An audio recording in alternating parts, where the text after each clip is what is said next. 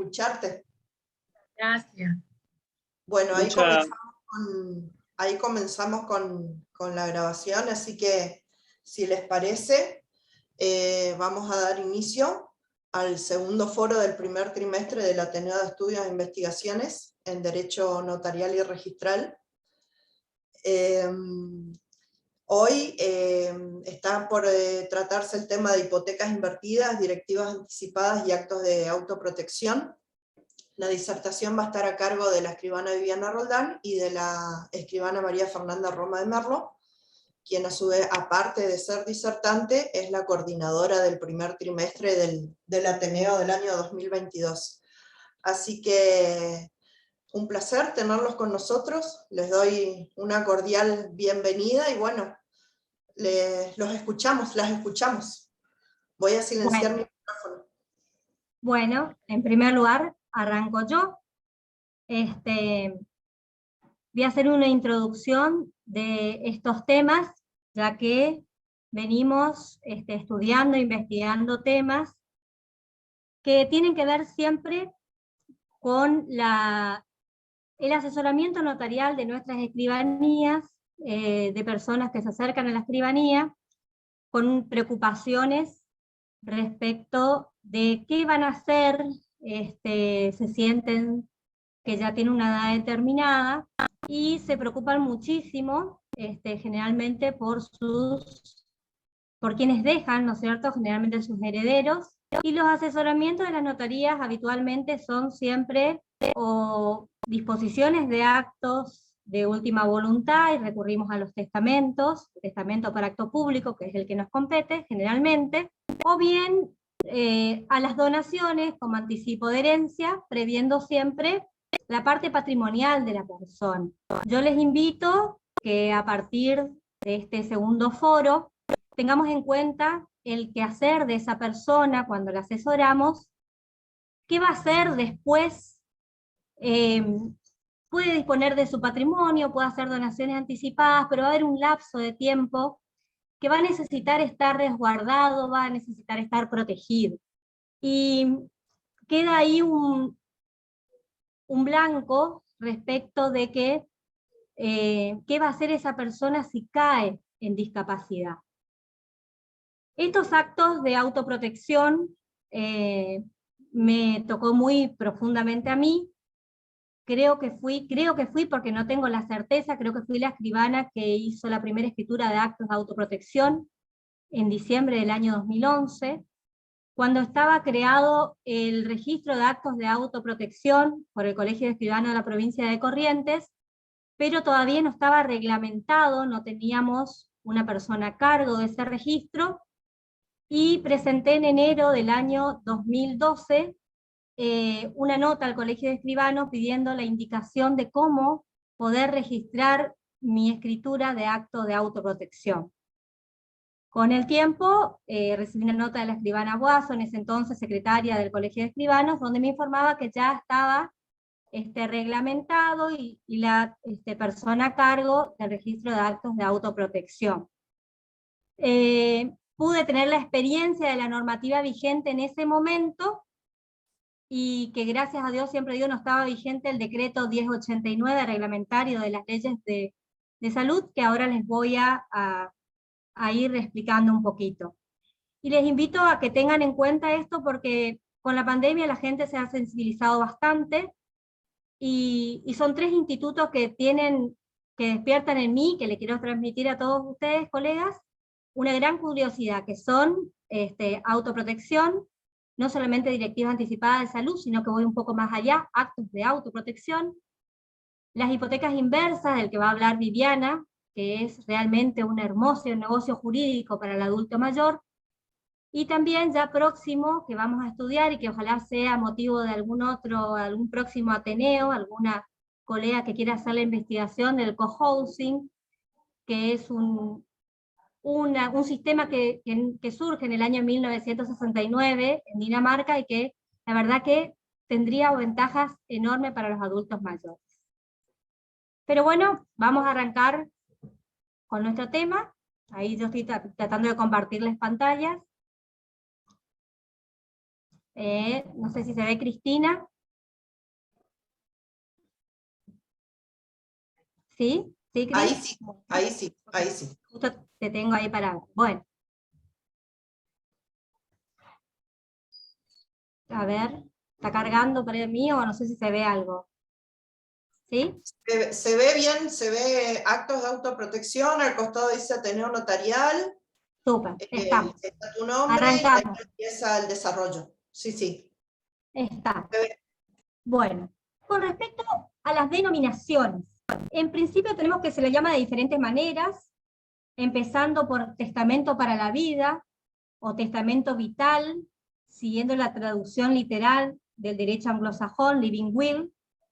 Tenemos otras denominaciones como disposiciones y estipulaciones para la propia incompetencia, o disposiciones y estipulaciones para la propia incapacidad, o previsiones para la eventual pérdida del discernimiento.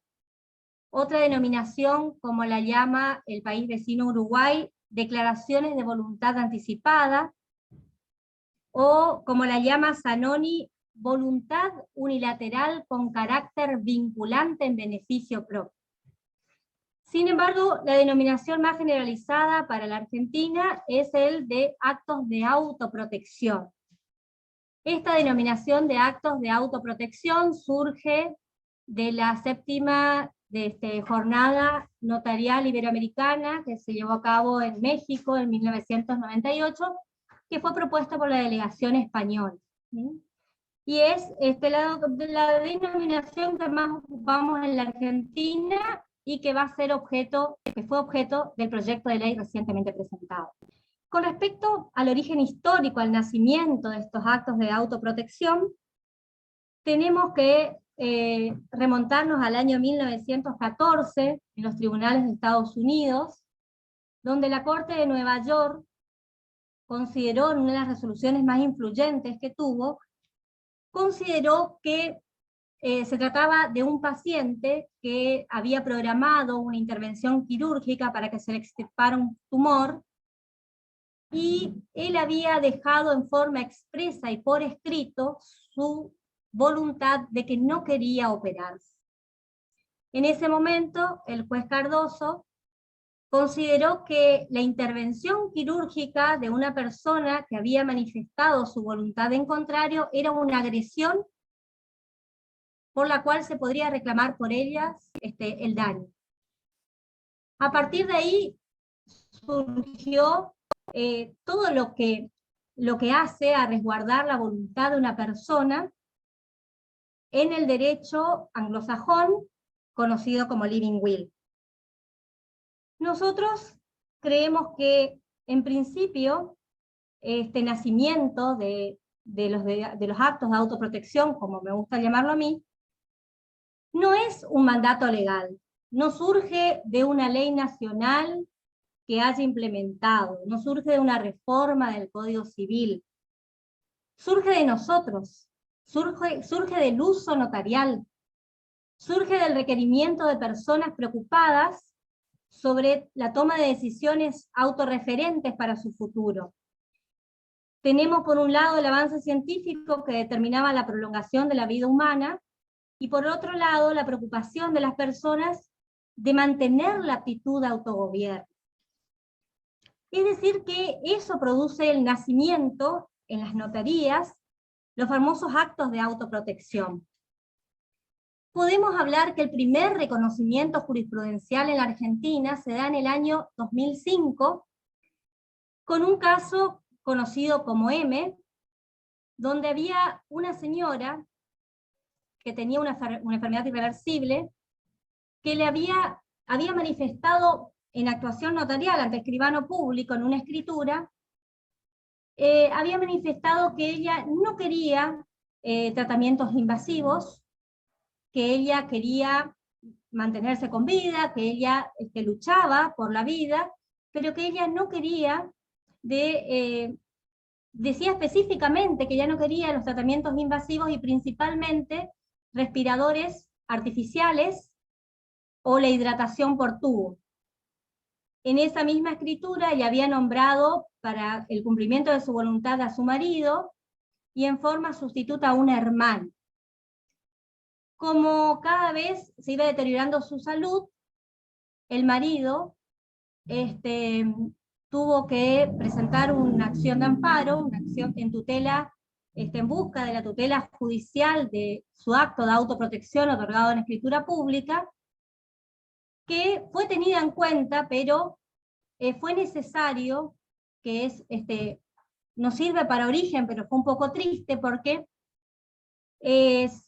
se cumplió porque todo el procedimiento judicial tuvo que recurrir, se presentó el juez con un perito psiquiatra, con el asesor de menores en el domicilio de esta mujer, y gracias a Dios todavía tenía discernimiento y pudo manifestarle de que realmente ella estaba con todo su discernimiento y que era una decisión suya, que no era una práctica eutanásica, porque ella quería luchar por la vida, aceptaba la alimentación, la medicación que le habían dado, pero lo que no quería era esos tratamientos invasivos que le mantenían enchufada y que significaban que ella se iba a perder la comunicación con su entorno y que vivir de esa manera no quería, que ella tenía derecho a una muerte digna, tal cual le manifestó a su señoría el asesor de menores y los peritos psiquiatras. El perito psiquiatra, por supuesto, determinó que ella estaba en sus cabales, que ella conocía, y como la enfermedad era irreversible, fue el primer fallo que decidió o que estableció que se respetara su voluntad de su directiva anticipada de no recurrir a los procedimientos de la traqueotomía y la gastrostomía. Después hubo un segundo fallo también muy interesante, donde la Corte Suprema de Justicia de la provincia de Buenos Aires rechazó una solicitud de un curador de una persona que tenía un estado vegetativo persistente, donde solicitaba que se le autoricen a suspender el soporte vital. Otro fallo fundamental, o que marcó muy profundo en el derecho argentino, fue el fallo Albarracín Nieves, donde también este fallo sostuvo, en este caso fue en el año 2012, y fue la Corte Suprema de Justicia de la Nación, que concluyó diciendo que una resolución judicial, que no tenía un fundamento constitucional que justifique una resolución judicial que autorice a imponer a una persona un tratamiento en contra de su voluntad, cuando ésta fue tomada con total discernimiento y no perjudicaba a terceros.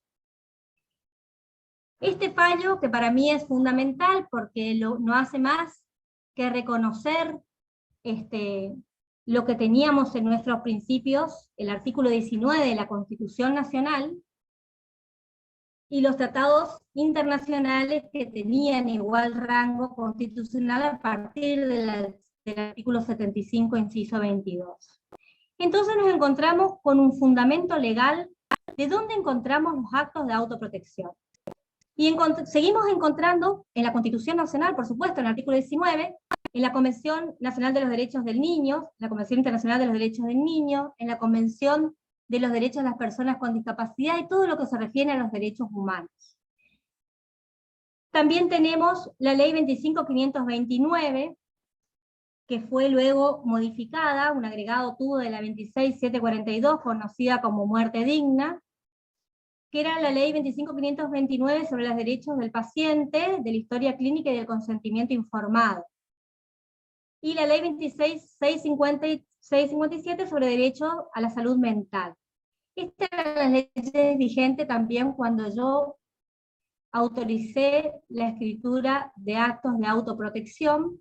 Por suerte no estaba todavía vigente o no estaba reglamentado a través del decreto reglamentario 1089 del año 2012. Y les voy a decir luego por qué digo que gracias a Dios no estaba todavía reglamentado por este decreto de 1089. Pasó el tiempo, en medio de ello los escribanos autorizamos innumerables actos de autoprotección, no solo relativos a las directivas de salud, sino a otros, y nos encontramos, o teníamos toda la expectativa del nuevo Código Civil y Comercial de la Nación, que empezó a regir a partir de agosto del año 2015, teníamos toda la expectativa de ver qué establecía este nuevo código con respecto a los actos de autoprotección. Y nos encontramos solamente con dos artículos, el artículo 60 del Código Civil y Comercial de la Nación y el artículo 139. Eso es normativa vigente hasta la actualidad. El artículo 60, que vamos a analizar un poco, tiene el título que dice Directivas Médicas Anticipadas. Y en este artículo, que le transcribo para hacer una mayor explicación, dice la persona plenamente capaz. Plenamente capaz.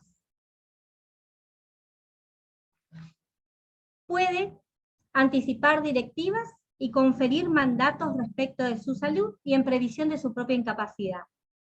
Con respecto a la expresión plenamente capaz, y teniendo que hacer una integración armónica de las normas del Código Civil, es indudable que tenemos que basarnos en el artículo 26 del Código, y decimos, ¿cuál es la persona plenamente capaz para dictar o para otorgar una directiva anticipada o para otorgar un acto de autoprotección?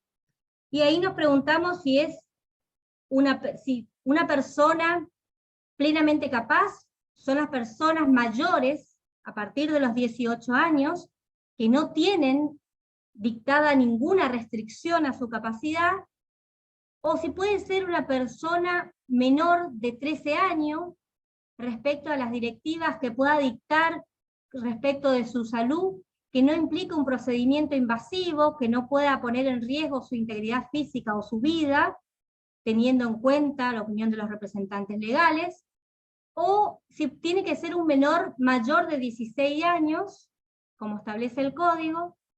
También nos preguntamos si se trata de una persona con alguna restricción de capacidad, pero la sentencia judicial deja a salvo algunos actos, y por ejemplo puedo imaginar el pródigo, en el cual la restricción de la capacidad seguramente va a ser para disponer de sus bienes, pero en principio me parece que nada obsta a que esta persona pueda disponer respecto de su salud y respecto de otros aspectos de su vida.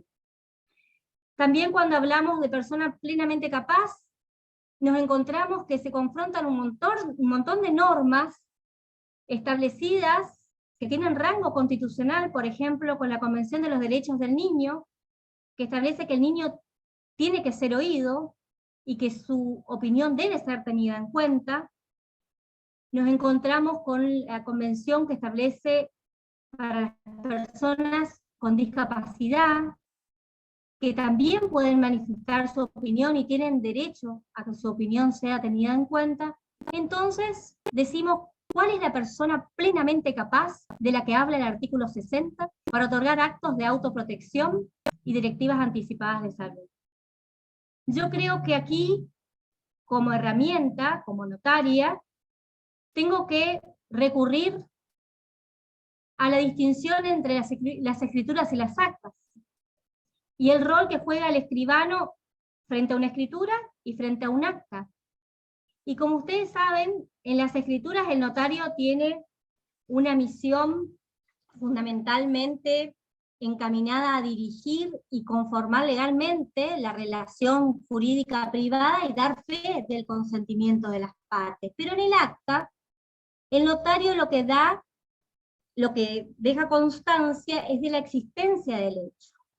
Entonces, cuando se encuentren frente a una persona que no sea una persona que tenga 18 años y que no tenga restringida su capacidad por ningún motivo, tendremos que evaluar si la redacción de su manifestación de voluntad las vamos a redactar a través de una escritura propiamente dicha, el otorgamiento de un acto de autoprotección, o si lo hacemos a través de un acta notarial de una persona menor que tiene derecho a manifestar su voluntad, y después tendrá que verse con sus representantes legales o con quien corresponda para que su voluntad en algún momento sea escuchada y sea respetada.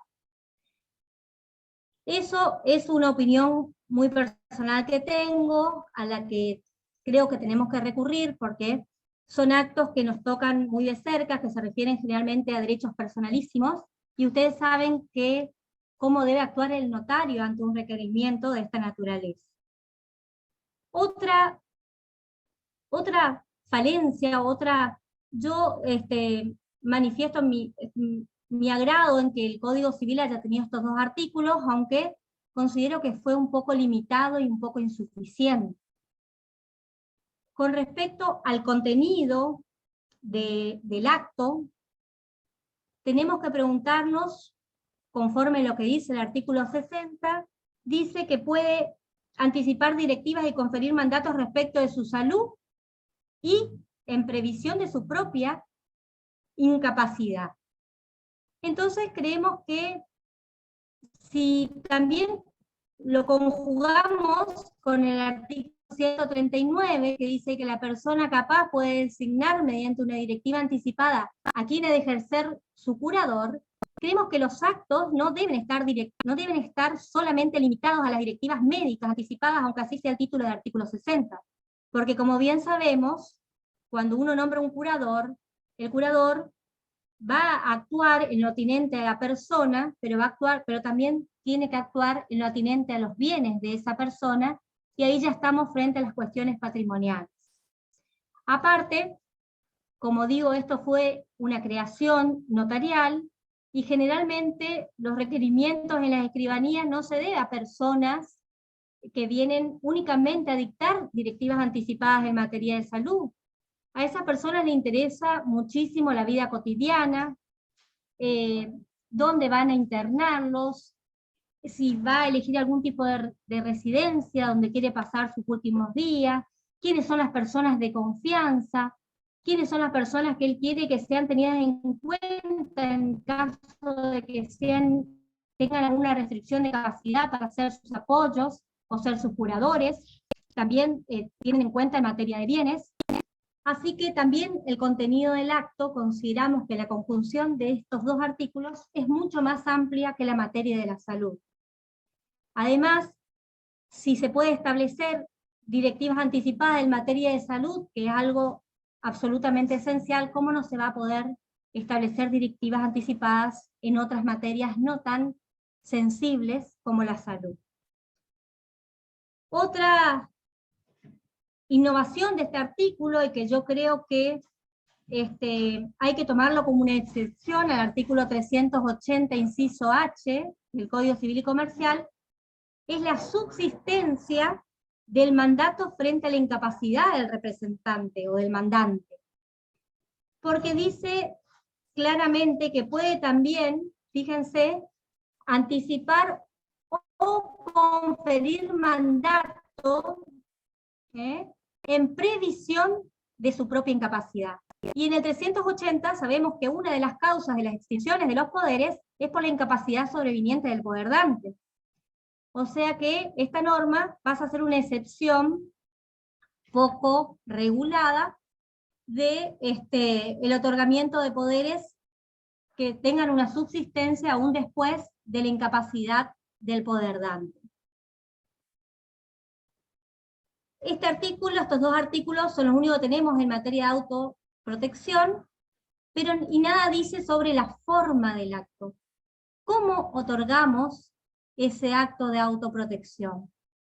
¿Lo hacemos por escritura pública? ¿Lo hacemos por instrumento privado? ¿Lo puede hacer por escrito? Esto no establece el Código Civil y Comercial de la Nación, pero como sabemos, tenemos que integrar con las otras leyes vigentes, y ahí sí tenemos las leyes 26.529, que fue con el agregado de la ley 26.742. Y estas leyes dicen que en materia de salud dice que la voluntad debe formalizarse por escrito ante escribano público o jueces de primera instancia, para lo cual se requiere la presencia de testigos. Y dice también que esta declaración obviamente puede ser revocada en todo momento por quien lo manifestó. El problema que tenemos aquí es que dice que debe hacerse por escrito ante escribano público. Yo no tuve lugar a dudas cuando tuve que estudiar este tema ya por el 2011, en que interpreté esta ley que debía ser hecha en escritura pública, porque es la única posibilidad que encuentro de actuar ante notario, ante escribano público. Porque sin hablar de los beneficios de la escritura, que como notarios sabemos, en este caso es sumamente importante por la fecha cierta para determinar si en ese momento que la persona otorgó su acto tenía total discernimiento, total conocimiento del alcance y del contenido del acto que otorgaba, de la autenticidad, de todo lo que la escritura pública le otorga a un acto, del asesoramiento del notario para realizar eso. Sin embargo, el decreto reglamentario 1089 del año 2012,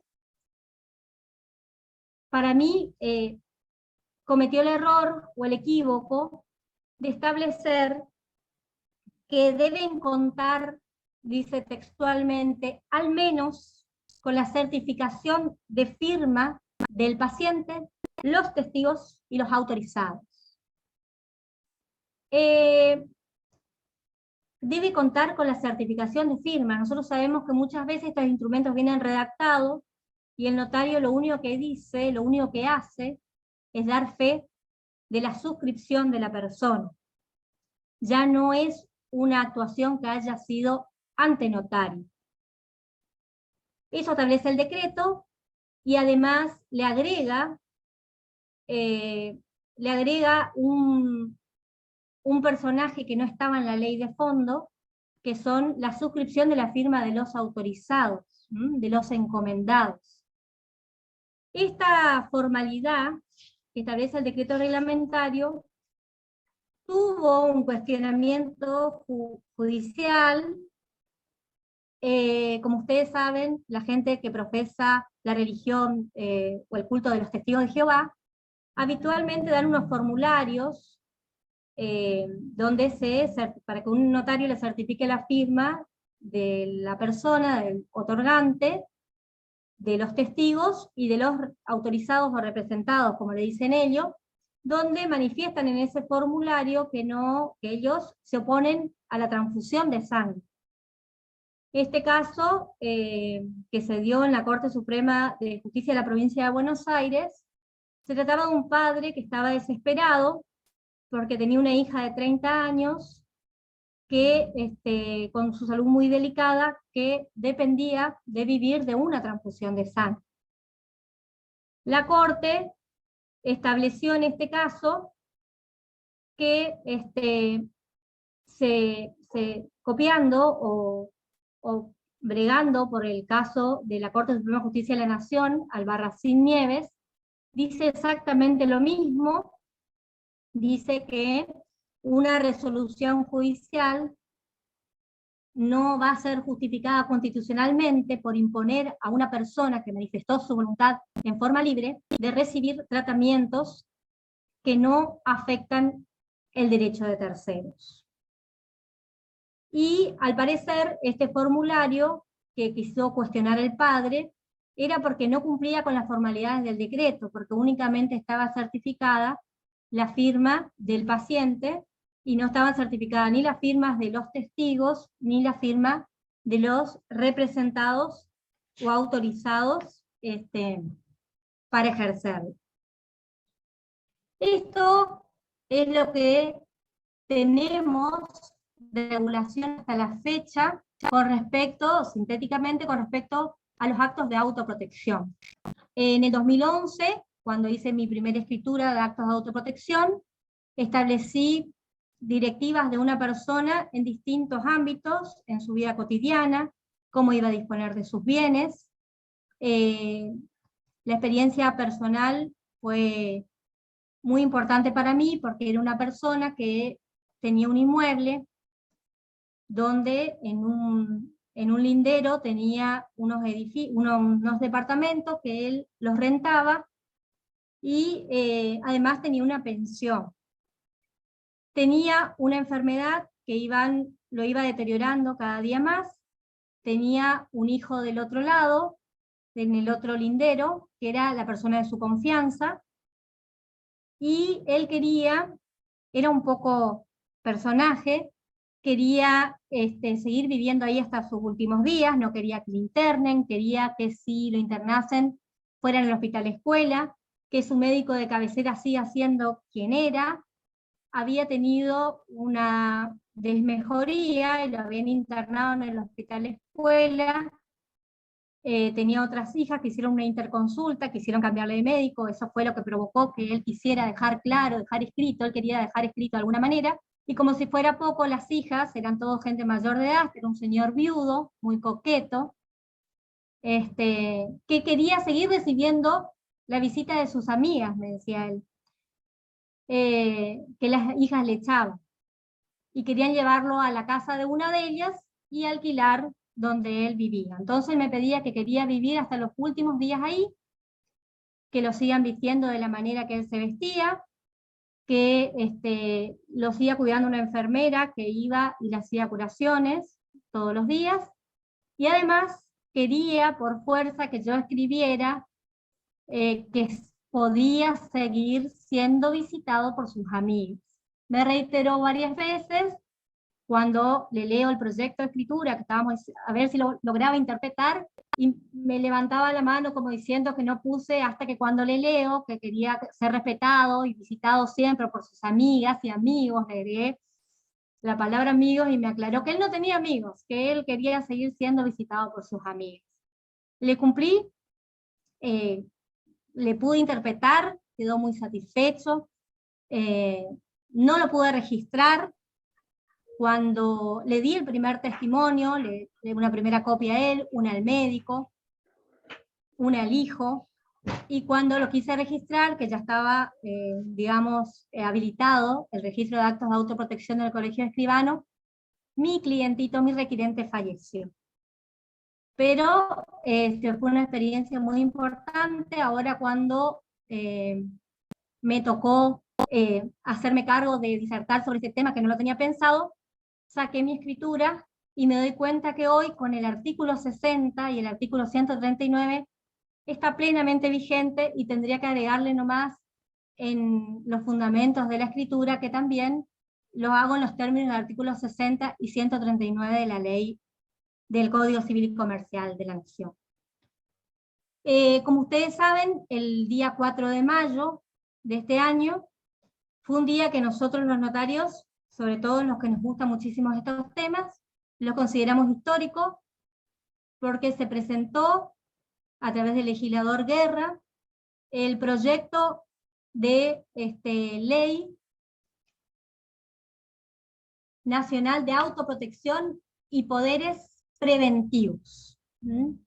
Este proyecto de ley fue acompañado ampliamente no solamente por el Consejo Federal de Notariado Argentino, que es el que a nosotros nos reúne siempre, sino también por instituciones como la Cruz Roja, por asociaciones de personas con discapacidad o con capacidades especiales, y por un sinnúmero de personas que están bregando porque este proyecto de ley se convierta en ley.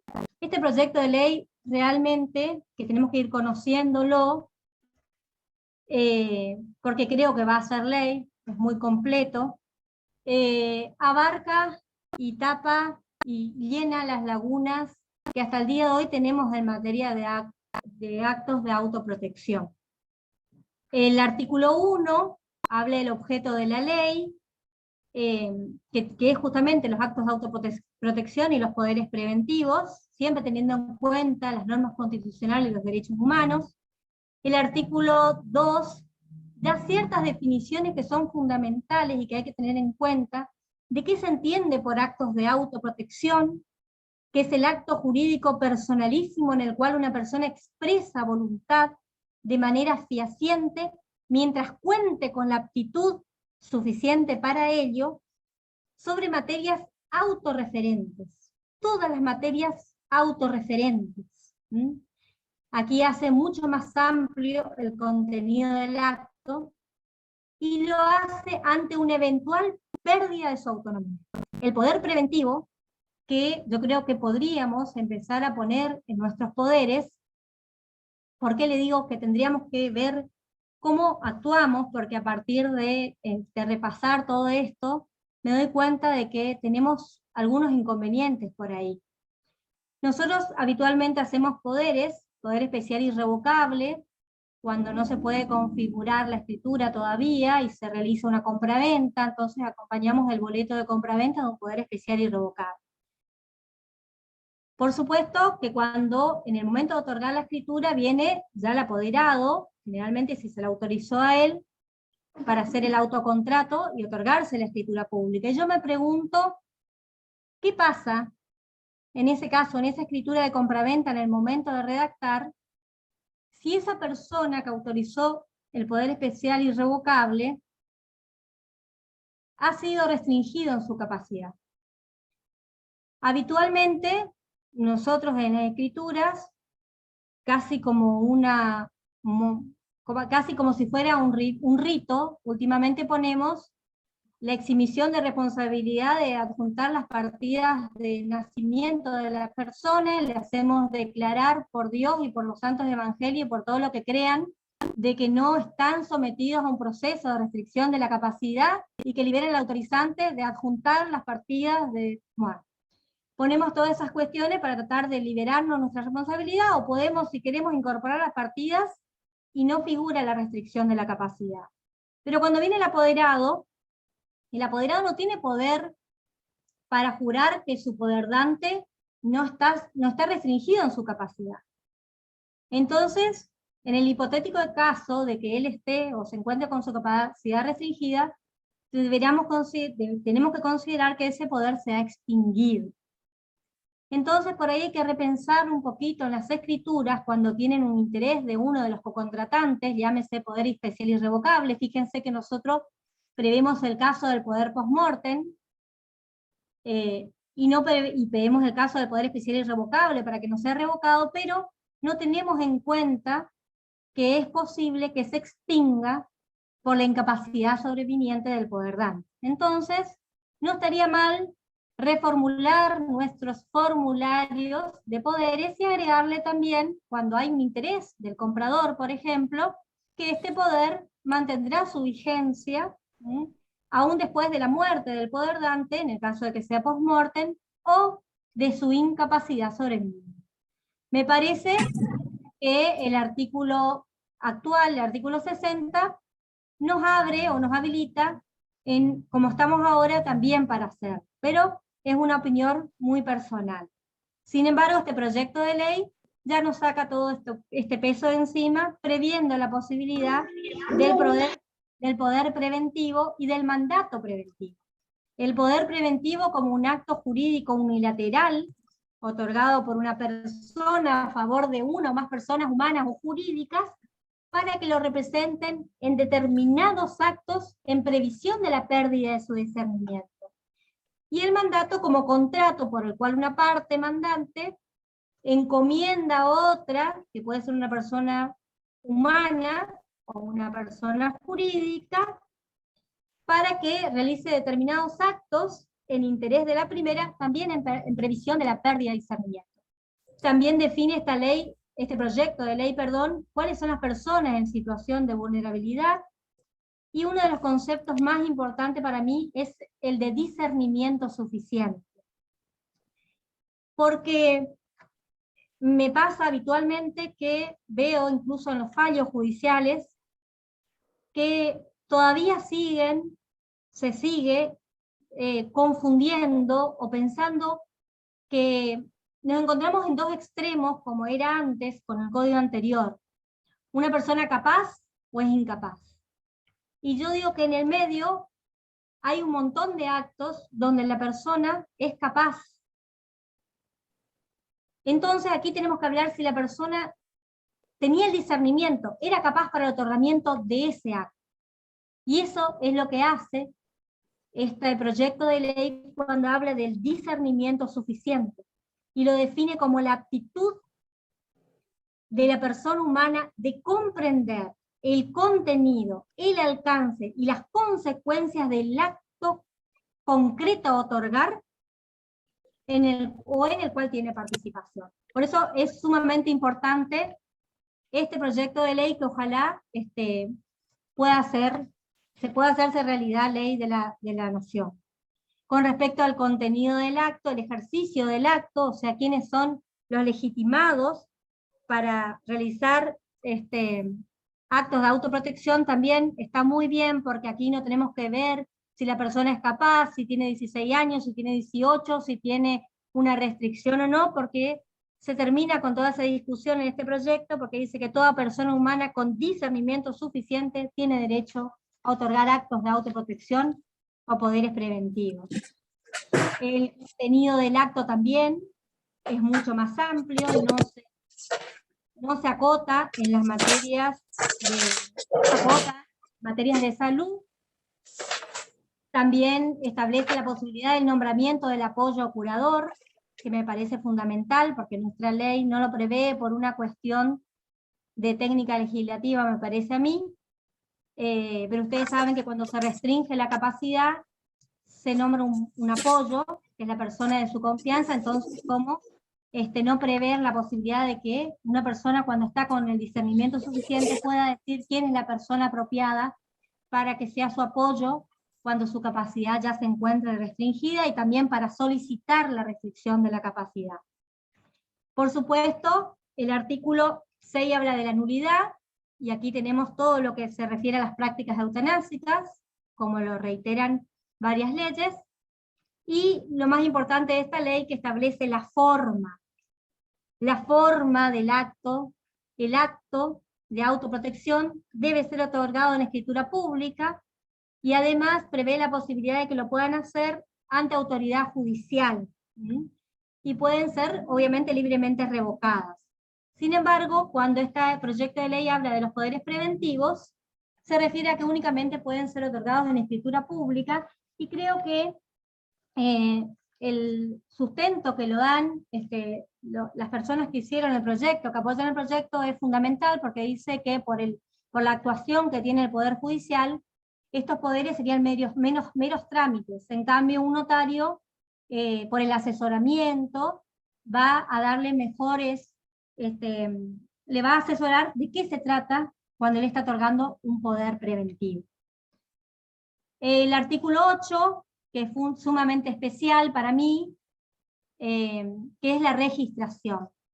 Lamentablemente en la provincia de Corrientes, a pesar de que el Colegio de Escribanos presentó un expediente al Poder Judicial de la provincia, informando de los registros de actos de autoprotección y manifestándole la conveniencia de que cada vez que se tramite una restricción a la capacidad de una persona, se oficia al Colegio de Escribanos para saber si esa persona, cuando estuvo con su discernimiento suficiente, otorgó algún acto de autoprotección. El Chaco, la provincia del Chaco, lo hace desde el 2008, cuando reforma su Código Procesal Civil y Comercial. No es un requisito, cuando alguien inicia una restricción de la capacidad, solicitar oficiar al registro de actos de autoprotección para que informen al respecto. Digo lamentablemente porque nosotros tenemos la acordada 28 del año 2019, donde la acordada dice tener presente y dar a publicidad. Y no todos los juzgados de la provincia de Corrientes lo hacen. No ofician, se inician y se terminan procesos de restricción de la capacidad sin consultar si esa persona ha otorgado un acto de autoprotección, que para mí es sumamente importante. Tuve toda la esperanza de que esto haya sido incorporado en el nuevo Código Procesal Civil y Comercial de la provincia, así como está incluido en el artículo 653 del Código Procesal, que hay que hacer la consulta para ver si el juicio de la persona va a ser testamentario en el caso de que esté inscripto un testamento en el registro de actos de última voluntad.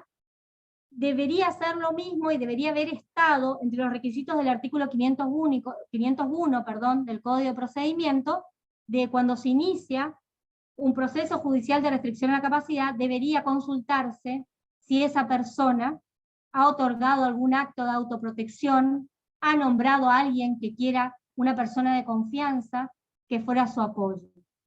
Esto no está, y no está en el Código de Procedimiento de la provincia de Corrientes, que es muy nuevito, empezó a regir a partir de diciembre del año 2021. Todas las demás provincias lo tienen y se oficia al registro de actos de última voluntad, que tiene una importancia aún mayor. No queda en la provincia de Corrientes. Nosotros tenemos creado el Centro de Información Nacional de Registros de Actos de Autoprotección, que funciona a través del Consejo Federal de Notariado Argentino. Esta ley, este proyecto de ley, de ser ley, va a imponer a nivel nacional no solamente la registración, sino que se oficie en caso de procesos judiciales de restricción a la capacidad, lo tiene establecido en el artículo 10 del proyecto, y además le impone la obligación a los colegios de escribanos que están a cargo de estos registros, a disponer de todos los medios necesarios para que todas las personas puedan acceder con o sin recursos a el registro de actos de autoprotección. Finalmente, como último artículo, este proyecto de ley tiene 14 artículos, el último ustedes saben que es de forma, y el artículo 13 establece cuando se extingue estos actos de autoprotección, y obviamente va a ser por la muerte del otorgante, por la revocación que haga el otorgante, o la modificación de su voluntad respecto a los actos de autoprotección, que puede hacerlo por cualquier modo, y también por el vencimiento del plazo del cumplimiento de una condición, si así se hubiera dispuesto en el instrumento. Bueno, con esto comparto con ustedes un poco de actos de autoprotección, y bueno, ahora le dejo la palabra a mi compañera Viviana Roldán Sánchez, que le va a hablar de un tema muy apasionante. No sé dónde está Viviana, que me silencio, y le pido a Cristian que le autorice compartir pantalla. ¿Qué tal? Buenas noches. ¿Se me escucha?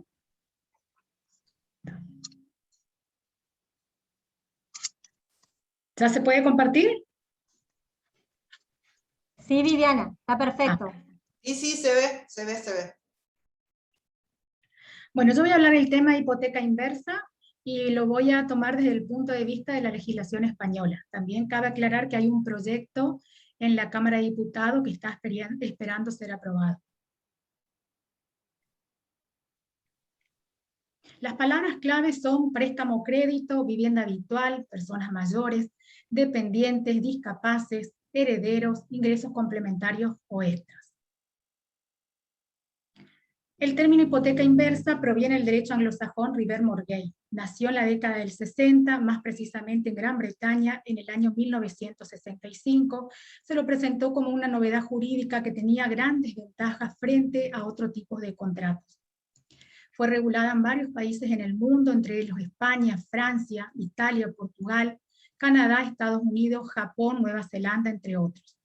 Fue incorporado en la legislación española por la Ley 41 del año 2007 en su disposición adicional primera, que modificó a la Ley 2 del año 1981 de regulación del mercado hipotecario.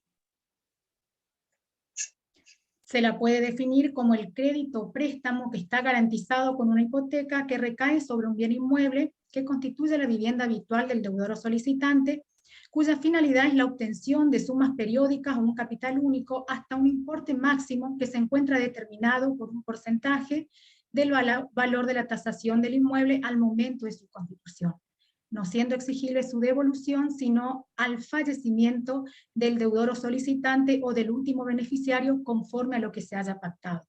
Lo novedoso de la hipoteca inversa es que el pago del crédito o préstamo no lo va a hacer el deudor o solicitante, sino sus herederos. Respecto a la denominación, la guía de acceso a la hipoteca inversa elaborada por el Banco de España dice que recibe distintas denominaciones. Se la llama hipoteca invertida, vitalicia, hipoteca revertida, hipoteca pensión, pensión hipotecaria. Ellos dicen que hay que advertir que que estamos en presencia de un capital prestado en forma de crédito o préstamo y no ante una pensión o ante una renta. También dicen que hay dos elementos vitales. Una es la vivienda, que se ofrece en garantía, y otra es la finalidad, que es proporcionar ingresos al titular hasta su fallecimiento. Esta figura de la hipoteca inversa presenta grandes ventajas. Una de ellas es obtener liquidez, permiten obtener liquidez a partir de un inmueble, garantizan también la permanencia vitalicia de la vivienda porque el propietario no pierde el uso ni tampoco la propiedad de la misma. Otra de las ventajas es que va a permitir a las personas mayores obtener ingresos complementarios o extras, liquidando activos como es su vivienda habitual. También la persecución de los bienes en caso de incumplimiento por parte de los herederos en el pago de este crédito o préstamo se va a ceñir exclusivamente al inmueble gravado y también a los bienes de la herencia, pero no puede dirigirse contra el patrimonio personal de los herederos. Respecto al objetivo, tiene como principal objetivo mejorar el nivel de las personas mayores. Bueno, las partes contratantes son dos. Una es el deudor y otra es el acreedor. La ley lo denomina solicitante y establece que el solicitante y los beneficiarios que ésta puede designar sean personas de una edad igual o superior a los 65 años, o que estén afectadas de dependencia severa o gran dependencia, o que sean personas a las que se le haya reconocido una discapacidad en un grado de igual o superior al 33%. En estos dos últimos casos de dependencia severa, gran dependencia o de discapacidad, no se exige el requisito mínimo de los 65 años. ¿Qué es la dependencia severa y qué es la gran dependencia? Esto está regulado en el artículo 26 de la ley 39 del año 2006, que es la ley que protege de protección a las personas con dependencia. La dependencia severa es aquella en que la persona necesita ayuda para realizar varias actividades básicas de la vida diaria 2 o 3 veces al día, pero no requiere el apoyo constante y permanente de otra persona. En cambio, en la gran dependencia, la persona sí necesita ayuda para realizar varias actividades básicas de la vida diaria, y aquí sí va a necesitar el apoyo indispensable y continuo de otra persona. Estamos en presencia de personas que no tienen autonomía y no pueden valerse por sí mismas. En este punto también hay que recalcar que no cabe la figura del hipotecante no deudor, porque el inmueble hipotecado debe ser constituir su vivienda habitual, y además tiene que ser propietario, porque de esta manera lo presupone el legislador cuando permite la transmisión del bien a la herencia, y también cuando lo determina como una causal especial su transmisión a un tercero. Respecto a los beneficiarios, estos no son parte en el contrato, la ley habla de otros sujetos, los denomina beneficiarios, no los limita en su número, y la muerte del último de ellos que sobreviva al deudor va a desencadenar la exigibilidad del crédito. Ellos no son parte en el contrato, esto es importante resaltar.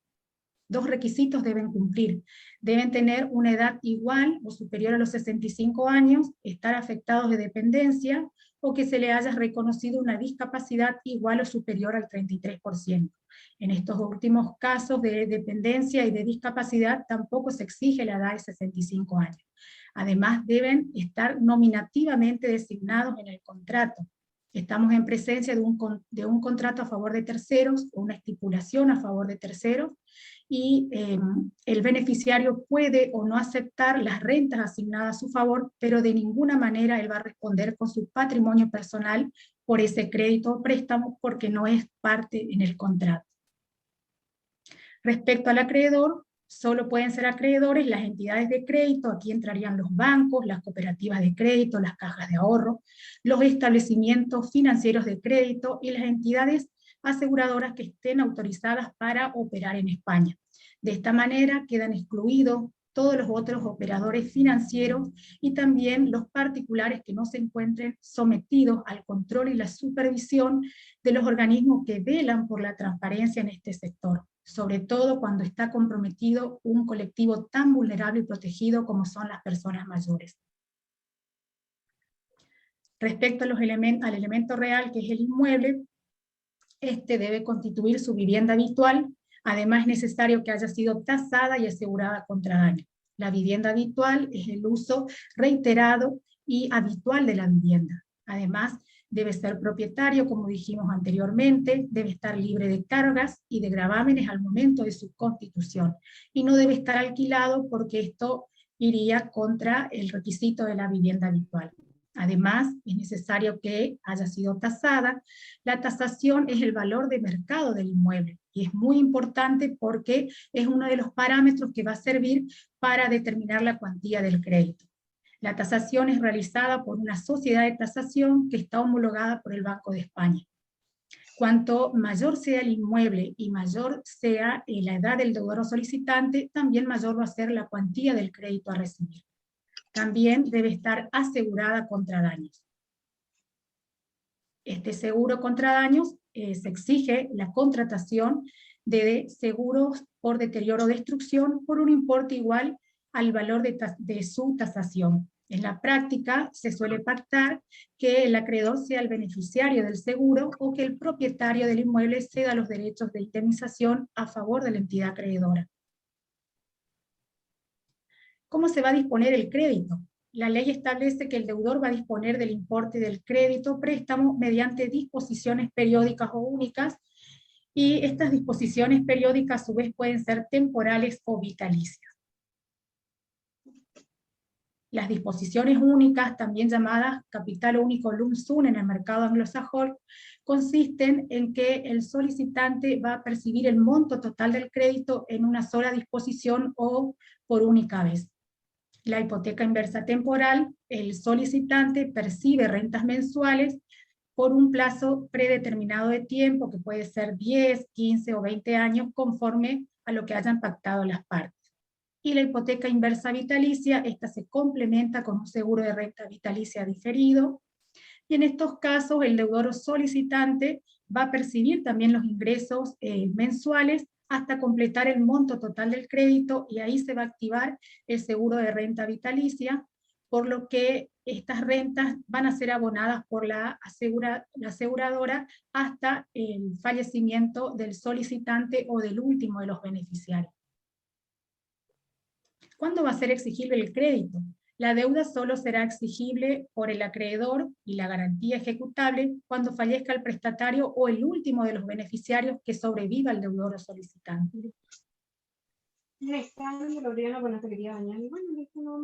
Respecto al vencimiento anticipado, la ley establece una causal especial de vencimiento anticipado, y esta se da cuando el inmueble ha sido transmitido voluntariamente por el deudor a un tercero, salvo que se proceda a la sustitución de la garantía de una manera suficiente.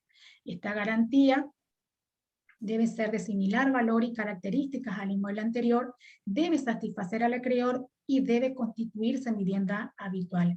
Caso contrario, el acreedor puede reclamarle al deudor los importes vencidos más los intereses, o puede dirigirse contra el inmueble hipotecado en manos del tercer adquirente, o también contra todos los bienes del deudor. Aquí le caben dos acciones, una personal contra el deudor y una real contra el inmueble hipotecado. Puede ejercer cualquiera de ellas, incluso ambas, pero no en forma simultánea.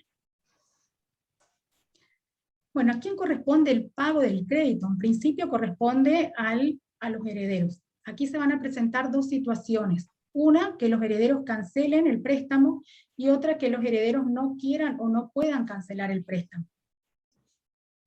En el primero de los casos, los herederos van a cancelar el préstamo abonando los débitos vencidos más sus intereses. El acreedor no puede querer cobrar ningún tipo de compensación por esa cancelación. Esta cancelación se va a dar de tres maneras: por uso de los fondos propios de los herederos, o sea, con dinero propio de ellos; refinanciando la deuda, o sea, contratando un nuevo crédito, garantizándolo con hipoteca, pero esta hipoteca va a ser una hipoteca común, no ya una hipoteca inversa; o vendiendo el inmueble. Se va a vender el inmueble, con el producido de la venta se va a pagar los débitos vencidos más los intereses, y si queda un remanente va a quedar a favor de los herederos. Aquí hay un punto importante, que la vivienda hipotecada puede ser objeto de legado. Según el artículo 867 del Código Civil Español, el pago de la deuda corresponde a los herederos, pero puede corresponder al legatario cuando el testador lo impone como condición del legado que el pago sea hecho por el legatario y no por los herederos. Y acá estamos ante la segunda opción, que los herederos no quieran o no puedan cancelar el préstamo. En este caso, la entidad acreedora va a poder ejecutar el bien, cobrarse los débitos vencidos y sus intereses, y solamente puede obtener recobro hasta donde alcancen los bienes de la herencia. Esto significa que si hay insuficiencia de bienes, no puede dirigirse contra el patrimonio personal de los herederos. Respecto a los elementos formales, la constitución de hipoteca inversa debe formalizarse por escritura pública y se debe inscribir en el registro de la propiedad inmueble y goza de beneficios fiscales y arancelarios. Respecto a los beneficios fiscales y arancelarios, se encuentra exento del impuesto a los actos jurídicos documentados. En cuanto a los aranceles registrales, están reducidos en un 90%. En cuanto a los aranceles notariales, se lo trata como un documento sin cuantía, por lo que van a abonar un arancel fijo mínimo. Y en cuanto al impuesto a las rentas para personas físicas, los importes obtenidos no tributan este impuesto porque no se los consideran rendimientos. También la ley habla de un régimen de transparencia. La orden 2899 del 28 de octubre del 2011 establece que es obligatorio por parte de la entidad acreedora la entrega de una oferta vinculante, así como la prestación de un servicio de asesoramiento independiente y previo, teniendo en cuenta las condiciones financieras del solicitante y también las consecuencias económicas que puede acarrear la suscripción de este producto.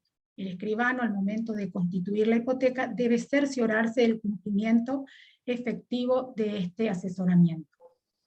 Bueno, aquí hay una imagen que refleja cómo va a funcionar este producto financiero. Ahí vemos al propietario del inmueble, que lo grafican con una persona anciana porque es un producto que fue pensado exclusivamente para la tercera edad.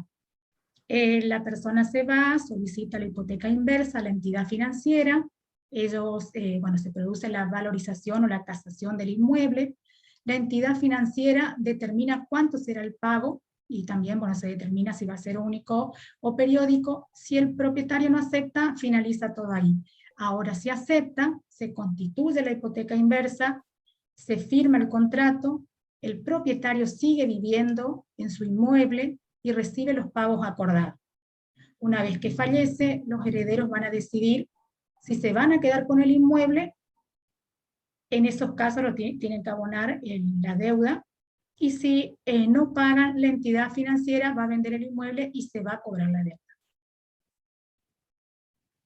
¿Cómo está la situación en Argentina? Actualmente en Argentina existe un proyecto de ley que se encuentra en dos comisiones de la Cámara de Diputados, que es el de Finanzas y Legislación General.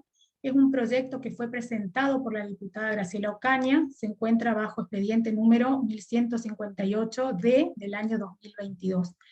Acá hay que aclarar que existieron dos proyectos anteriores con el mismo contenido y los mismos fundamentos, uno en el 2018 y otro en el año 2020, pero perdieron estado parlamentario.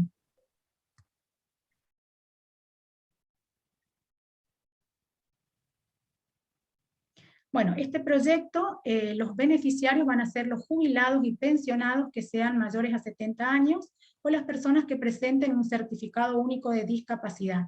Deben tener inmuebles en la República Argentina y debe constituir su vivienda habitual. Conservan el uso y la propiedad del inmueble.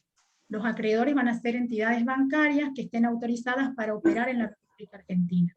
Respecto a la forma de disponer de este crédito préstamo, va a ser a través de cuotas iguales, mensuales y periódicas. Respecto a la exigibilidad del crédito, se va a dar al fallecimiento del beneficiario, y respecto al régimen de transparencia, debe haber un asesoramiento por parte de la entidad bancaria. Este asesoramiento debe ser independiente y previo, y va a tener en cuenta las características financieras y los riesgos económicos. Este proyecto se llama Ley de Hipoteca Inversa para Personas Mayores. En cuanto a los fundamentos, dicen que el 72,5% de los jubilados perciben el haber mínimo, lo que los coloca en una situación financiera y económica muy preocupante. El 83% de las personas mayores de 65 años tienen un inmueble a su nombre, y esto va a permitir que puedan liquidar ese activo y les va a garantizar que puedan tener el mismo nivel de vida que tenían cuando estaban en su etapa activa. Y lo importante es que van a conservar el uso y la propiedad hasta su fallecimiento, o sea, tienen el uso vitalicio de la vivienda y nadie los puede sacar de su vivienda. También acá tenemos preguntas frecuentes que se hacen respecto a la hipoteca inversa. ¿Se puede constituir hipoteca inversa sobre inmuebles que no sean la vivienda habitual del deudor o solicitante? Sí se puede. Conforme al apartado 10 de la Ley 41, se pueden instrumentar hipotecas inversas sobre otros inmuebles que no constituyan la vivienda habitual, por ejemplo, los locales comerciales o las segundas viviendas. Pero en estos casos no va a gozar de los beneficios arancelarios ni tampoco fiscales que sí gozan las que están reguladas en el apartado 1, o sea, aquellas que constituyen la vivienda habitual. ¿Qué va a pasar o va a ocurrir si la vivienda... Pero ¿sabes que me alejo de acá y se me corta el wifi, no tengo crédito? ¿Qué ocurre si la vivienda hipotecada pierde la característica habitual y es posteriormente alquilada? La característica de habitualidad se puede perder en cualquier momento porque la persona mayor puede ser trasladada a una residencia de mayores, por ejemplo un geriátrico, o también puede irse a vivir simplemente con alguna de sus hijos o algún familiar, pero la ley no prevé como causal de vencimiento anticipado el cambio de uso, que este requisito va a ser solamente a los efectos de su constitución. ¿Y qué pasa si es posteriormente alquilada? Tampoco va a pasar nada, el acreedor no puede declarar el vencimiento anticipado porque no está previsto expresamente por la ley. ¿Puede el deudor cancelar anticipadamente la hipoteca inversa? Sí, puede cancelarla en cualquier momento, va a tener que abonar el capital adeudado hasta ese momento más sus intereses y se puede cobrar una comisión por desistimiento anticipado. Lo mismo en la práctica, no se cobra ninguna comisión. ¿Qué ocurre si el inmueble es embargado? Si el inmueble hipotecado es embargado. En realidad no va a ocurrir nada, porque al momento de constituirse la hipoteca inversa debe estar libre de gravámenes, por lo que va a ser la primera cargo gravamen del inmueble. Y todos los que se inscriban después no van a tener prioridad sobre la hipoteca. ¿Se puede transmitir el préstamo a tercera persona? El deudor o solicitante y los beneficiarios no pueden transmitir el préstamo o crédito a terceras personas por el carácter intuito personae que ostentan. ¿Cuál es el plazo de exigibilidad de la deuda? La ley no establece un plazo de exigibilidad, solamente dice que a partir del fallecimiento del deudor o solicitante, pero en la práctica se suele establecer un plazo de 1 año.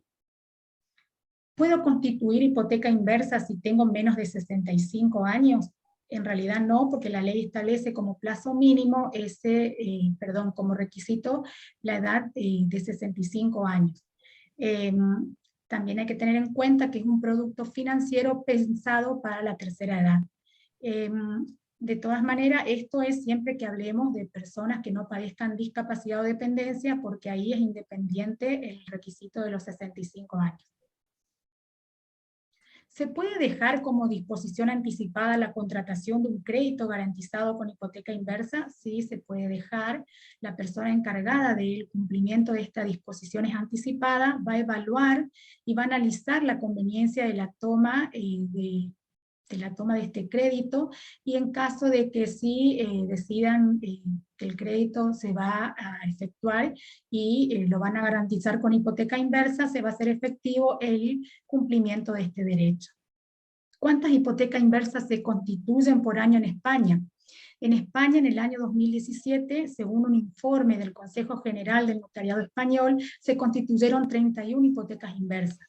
En el año 2018 alrededor de 50, en el año 2019 149, en el año 2020 118, frente a 39.000 hipotecas inversas constituidas en el Reino Unido en el año 2017 y 47.081 en el año 2018.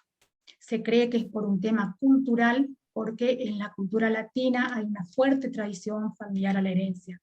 Esto significa que los herederos tienen expectativa en recibir los bienes y los padres quieren transmitir los bienes a sus hijos y no quieren transmitirlos con cargas. Cosa que no ocurre en la cultura anglosajona porque, por ejemplo, los británicos no consideran importante dejar una herencia. Bueno, espero que les haya gustado. Muchísimas gracias por su atención. Muchas gracias a vos, Viviana. La verdad, muy interesante el tema. Veo que tenemos un proyecto de ley de hipotecas invertidas, así que esperaremos a ver qué pasa.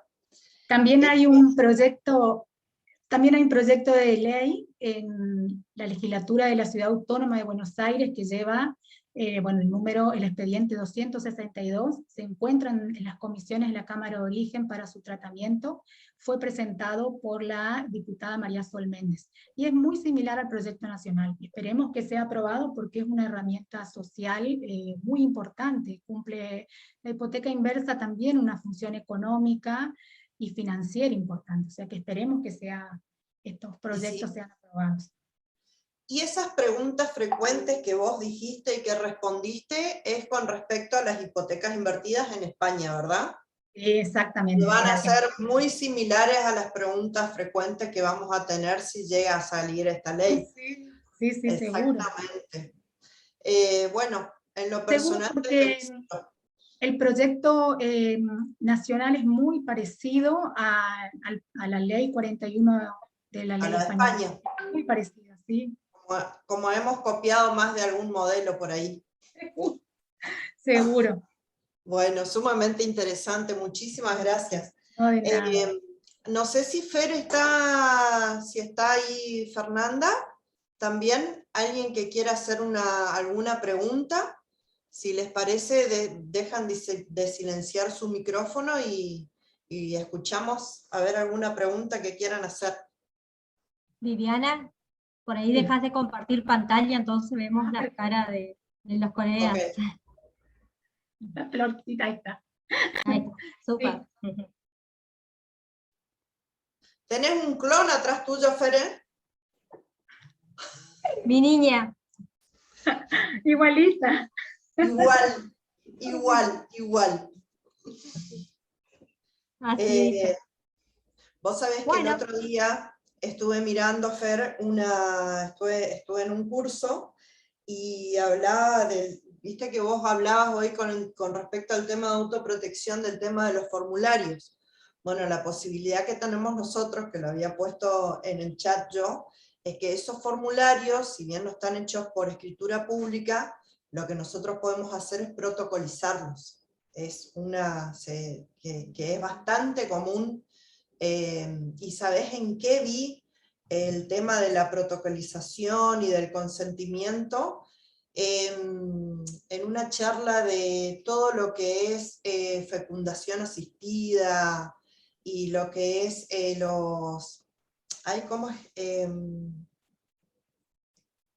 que se congelan los embriones crioconservados. Bueno, la verdad, súper interesante el tema y tenemos mucha injerencia nosotros en ese tema. No lo estamos conociendo, la verdad que me interesa mucho, me gustó mucho como para dar un foro del Ateneo, en alguna charla por ahí, porque es sumamente interesante y nosotros tenemos mucha participación. Así que, bueno, no sé, ¿alguien tiene alguna pregunta? Vos sabés que las hipotecas inversas nacen en España con el fin de reactivar la economía, porque ellos tenían, en España, los que mayores transitan por las distintas ciudades españolas por el tema del turismo son los adultos mayores. Entonces, ellos habían pasado por una crisis económica y sostenían que las hipotecas inversas, al ellos tener un desembolso, porque generalmente ellos optan por el desembolso periódico, y generalmente en forma vitalicia. Entonces eso le permitía a ellos moverse y bueno, y eso reactivaba un poco la economía. Es un tema que a mí me gusta muchísimo, el de hipotecas inversas, actos de autoprotección, yo creo que va a ser pronto ley. Con respecto a lo que vos decías, la protocolización de los formularios, yo sigo considerando que no es ante notario público, pero por supuesto, el problema que tenemos con los formularios, que hacen en este caso de los testigos de Jehová, por ejemplo, se extravían, se pueden extraviar en forma accidental o dolosa, y ustedes saben que eso no tiene matricidad. Entonces, por ahí por el lado de la protocolización, sería interesante en ese sentido de la conservación, más allá de la intervención notarial, porque por más que sea protocolización, no hay una intervención notarial. No cambia la escritura pública, el asesoramiento, el poder ver el discernimiento suficiente de la persona en el otorgamiento del acto. En la protocolización viene el formulario y me requiere que yo le dé protocolización por transcripción literal o por agregación, pero hasta ahí no hay una intervención notarial más allá de la prueba y de la conservación. Eso es nomás mi opinión con respecto a esto, pero es presuma, por supuesto. Sí, por supuesto, es así, es así. Hola María. ¿Cómo estás? Que no, ustedes tienen que prender las cámaras porque entonces nos vemos todos. Nos vemos todos así. Ahí está la escribana Piacentini. Bueno, el próximo foro, que va a ser el próximo mes, van a hablar nuestros miembros más peques. Eso no significa que son excelentes. La verdad que el año pasado la charla que dieron estuvo muy buena. Bueno, van a hablar del tema de... la coordinadora va a seguir siendo Fernanda en el próximo foro, y lo que se va a tratar es las incumbencias notariales con respecto a la reforma del nuevo Código Procesal Civil y Comercial de la provincia de Corrientes. Y va a estar a cargo la disertación de Sofía Galarza y de Lautaro Acosta. Así que, hola Sofi, que hoy te vi un ratito y después ya me apagaron las cámaras. Así que, bueno, si no tienen alguna pregunta, nos vemos en el próximo foro, ¿sí? La verdad que las felicito porque muy interesante ambos temas, ambos temas. Muchísimas gracias por la oportunidad. Bueno, no, por favor. Les Bueno, mando un beso enorme. Cristina, antes de despedirme, quiero pedirles las disculpas a Patricia Guglielmone. Hubo una especie de teléfono descompuesto, para los que somos un poco antiguos y jugábamos a eso.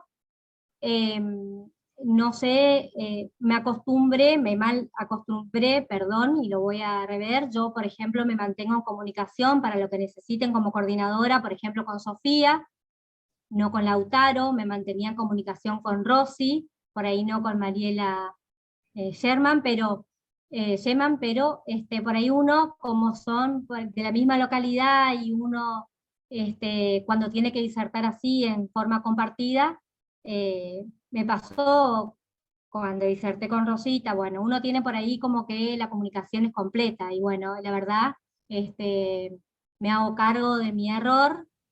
Tuve que haber tenido comunicación con las dos. Sinceramente, con Viviana me une varios años de carrera, somos de la misma promoción, ingresamos y egresamos juntos de la escribanía, de la facultad, perdón, y bueno, y por ahí se hace como un poco más fácil, así que yo le pido todas las disculpas. Patricia es muy estudiosa de este tema de autoprotección, quizás hubiese dado una muy buena exposición, seguramente mejor que la mía. A mí me tocó 2 actos de autoprotección en toda mi carrera, una que hice en el año 2011, otro hice con una persona que tenía ELA, que es muy triste, porque si ustedes supieran cómo una persona se comunicaba a través, que por ahí una experiencia compartida que le puede servir a muchos, que este proyecto de ley, en uno de los artículos me parece sumamente interesante, que dice que se deberán agotar todos los medios de comunicación por los cuales esa persona pueda manifestar su voluntad. A mí este paciente con ELA, que me tuve que ir a su casa, se comunicaba conmigo, me escribía mails todas las mañanas, y se comunicaba conmigo a través de, no sabría bien la forma tecnológica, pero para que me entiendan por ahí, los chicos tienen, mis hijas por lo menos tenían una Xbox, y tiene un Kinect, que es una especie de camarita que le toma el movimiento, con el cual juegan con las manos y demás. Bueno, esta persona tenía instalada en una notebook un sistema muy similar a eso, que le tomaba el iris de los ojos, y él tenía un teclado en la notebook, y él, con el solo movimiento de los ojos, porque estaba prácticamente imposibilitado, sus músculos se iban durmiendo para siempre, todos los días, hasta que se durmió finalmente el corazón. Esta persona con los ojos escribía en esa notebook: hola escribana. Yo un poco ansiosa ya, hola, hola, antes que terminé de escribir. Después me di cuenta de que le incomodaba un poco y que tenía que terminar de escribir toda la oración y apretar la tecla en la que hablaba la computadora para que él se sintiera completo. Bueno, de esa manera estuve muy comunicada con esa persona, con algunos otorgamientos, con firma ruega, con testigos, en algunas disposiciones que él necesitó hacer para dejar arreglada su voluntad, para que se manifieste de alguna manera. Quería dejar solucionados algunos temas porque tenía varios hijos, y entre ellos una hija menor. Tuve esa experiencia, y eso fue que despertó por ahí en mí todo lo que tiene que ver con actos de autoprotección, de directivas anticipadas, no solo para la salud, porque esa persona ya sabía que su salud ya no tenía casi, tenía una traqueotomía en su domicilio, únicamente se comunicaba con los ojos, tenía el cerebro intacto, era un ingeniero electrónico, era increíble cómo se manifestaba, cómo me corregía en un acto que le hice y le mandaba por mail las mañanas para que él corrigiera, no se le escapaba de detalle, ni siquiera de una coma o de un error de tipeo. La verdad que fue una experiencia que te cuesta por ahí hacer frente. Primero tenés el miedo por el ejercicio profesional y decís, bueno, pero ¿y acá cómo hago? ¿Cómo? Bueno, ahora nos tocó hace un tiempo el diputado Bullrich, que tiene esa misma patología, y ustedes ven lo triste que es y cómo se van de a poquito apagando. También me toca una persona ahora que estoy asesorando, que tiene Alzheimer, que todavía me conoce, viene, charla conmigo, pero ella sabe que dentro de poco ya no va a poder más. Entonces esos son temas que nos tocan a todos, que yo por ahí le quiero como que llamar un poco la atención. Las hipotecas inversas me encantan porque le podría mejorar la calidad de vida a las personas mayores de edad, sobre todo en esta Argentina, que están un poco bastante abandonados, o que no tienen una calidad de vida que quizás se merecen después de haber trabajado toda una vida. Yo soy una persona que no me manifiesto en contra de la legítima, pero digo que cada uno tiene en la vida lo que se gana, y que también la gente, los mayores, tienen derecho a un disfrute en la última etapa de su vida. Nada nos llevamos, así que soy una defensora de todas estas instituciones. Por eso les digo, les propongo a algún colega que quiera empezar a investigar sobre el cohousing, aunque mi amiga Eve Pinedo se enoje porque dio en inglés.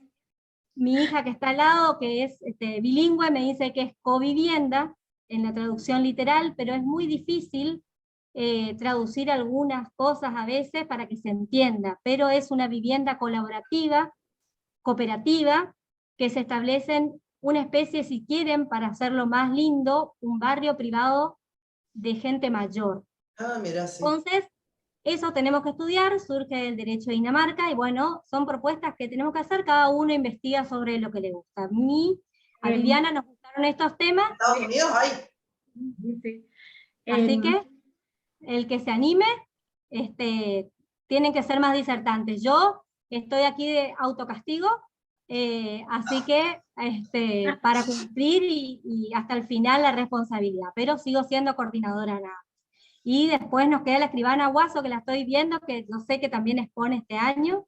Sí, ella expone Es también. maestra y amiga, así que nos va Con la escribana Kere. Sí, no, ahí tenemos que sacar balcones, ¿eh? No. Esa Pero, es una de las favoritas. ¿puedo aclarar algo? Sí. Que en España hay muchas figuras jurídicas que están reguladas a favor de las personas mayores, pero la gran ventaja de la hipoteca inversa es que en estos casos el titular no pierde el uso ni la disposición, por eso es importante, se le garantiza a ellos el uso vitalicio de la vivienda. Entonces, por eso es interesante esta figura jurídica, ¿no? Además de las otras ventajas que yo nombré. Pero hay muchas figuras o contratos para las personas mayores en España, pero la mayoría tienen que terminar transmitiendo la propiedad, y en este caso no. Eso es lo bueno de la hipoteca inversa. Bueno, Cristina, yo me despido. Lo único que te pido es que me dejes hacer un agradecimiento a una amiga especial. Yo la invité a este Ateneo a la diputada María Eugenia Mancini, diputada actual de nuestra Cámara de Diputados. Por eso me permití la crítica del Código de Procedimiento, donde tendría que estar como un requisito en los procesos judiciales de restricción a la capacidad, la obligatoriedad de oficiar al Colegio de Escribanos al registro de actos de autoprotección. No es excusa de que no hay muchos actos de autoprotección. Todo el mundo, incluso conversando con una jueza, me dijo que una vez ofició porque una de las partes le dijo que había un acto de autoprotección y que se ofició al registro de actos de autoprotección. Esto tendría que haber sido un requisito del artículo 501 del Código de Procedimiento Civil y Comercial de la provincia de Corrientes. Y bueno, y también porque por ahí nosotros somos los encargados de dar publicidad a estos actos, y considero de que abriendo esto que estudiamos y que siempre estamos en investigación, para gente que por ahí tiene la posibilidad de dar una mano, o de también participar y de dar a conocer todo esto, me pareció como una de las representantes del pueblo que pueda estar acá, estuvo en forma oculta, más que nada por la amistad que los une, pero quiero que ella haga eco esto también en la Cámara. Muchas gracias a todos, gracias. Y ya abro la cancha para otro, porque ya vengo hace 3 años, figurita repetida en las disertaciones, así que ya que siga otra, Cristina, vos también te toca. No, yo este año me tocó. Yo hablo en agosto, así que no, este año ya no zafé. Bueno, nos vemos entonces en el próximo mes. Les mando un beso enorme y muchísimas gracias por la participación. Que estén todos muy bien. Muchas gracias a todos. Gracias a ustedes. Un beso. Chau, chau. Chau a todos. Chau, Ale.